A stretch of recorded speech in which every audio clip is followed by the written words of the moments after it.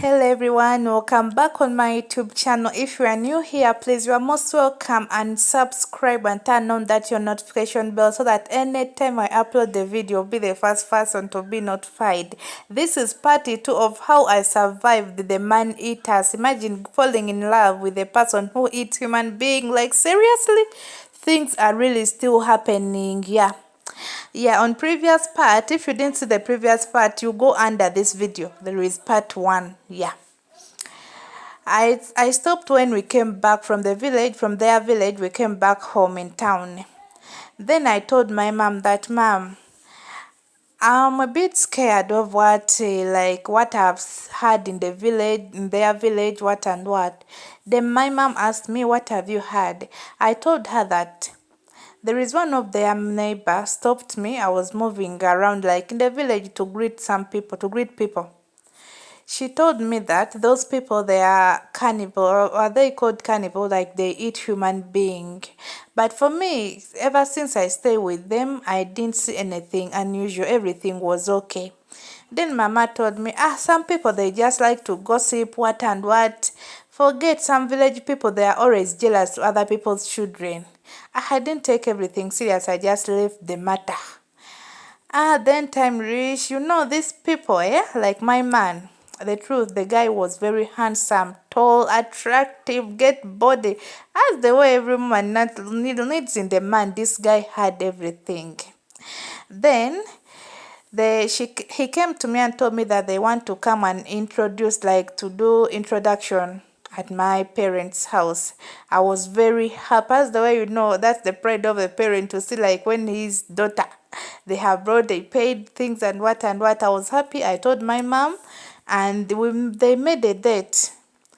They came, they brought a lot of things. As the way we did the introduction, everything went smoothly, as usual, went smoothly. We ate, we enjoyed that and what. But this man told me that at their place, where like in the village, they have big house, and they on that house they start the family. Like these boys, they have some boys' quarter. They can stay in those boys' quarter. And you told me that after marriage, you're going to start to be staying with my family here in town. He just come in a town to do some work, then he come back in the village. For me, I was like, it's okay, I can be waiting for you. Since you come, you are going to work. Then after a while, we went in the village. We packed our thing to village. Things were moving normal. I never saw anything unusual. Everything was okay from the first month. But then after a while, I started to realize that every night my husband will be like going outside, then he'll come back after a while when it's too much cold. Then I was like, at first I just kept quiet. I was like, maybe she went outside to do something and come back. But this thing continuously started continuing. Then I sat down with him. I asked him, baby, why are you always moving outside at night? Is everything okay? This my man told me that he always go outside because he gets some stomach problem. Like the stomach always disturbs him at night. That's why he always go outside. Then I was like, okay, no problem. Because as the newly wedded woman, I was like, maybe in my food I cook something which is not good, or maybe I put some ingredients which are affecting my husband. I was like, let me start to cook food, boil without putting cooking oil. That's the way I make it things to, like, I change the cooking. But even though I changed the cooking, the thing still continued. The man continued going outside. Then I started to be thinking, like, I was like, oh, maybe this man, their neighbor, what he told me before, that they are man-eaters, it might be true, what and what. But I couldn't sit down and ask my man that, what, like, are you man-eater? I heard that this and this, what and what. I couldn't ask such a question because I was like, how am I going to start to ask such a question? Then one day, it was night. I also refused to sleep. Then I had my man waking up. I also woke up. I told her, I told him, where are you going? He told me I'm going outside. Then I told him that, okay, let us go together. Let me escort you so that I know where I always go. Because I thought that it's stomach.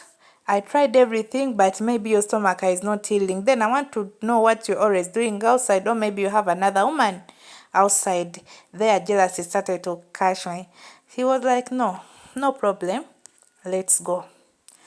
Okay, I was happy. Like, I just caught my wrapper because it was night. I was like, I know that, and I don't need to be putting on because it maybe is going in the toilet. I just escort my man. Yeah, he caught my hand. We started to go. We reached the toilet, village toilet. They are inside the garden, or what's like garden where trees, what and where those toilet, they always inside there.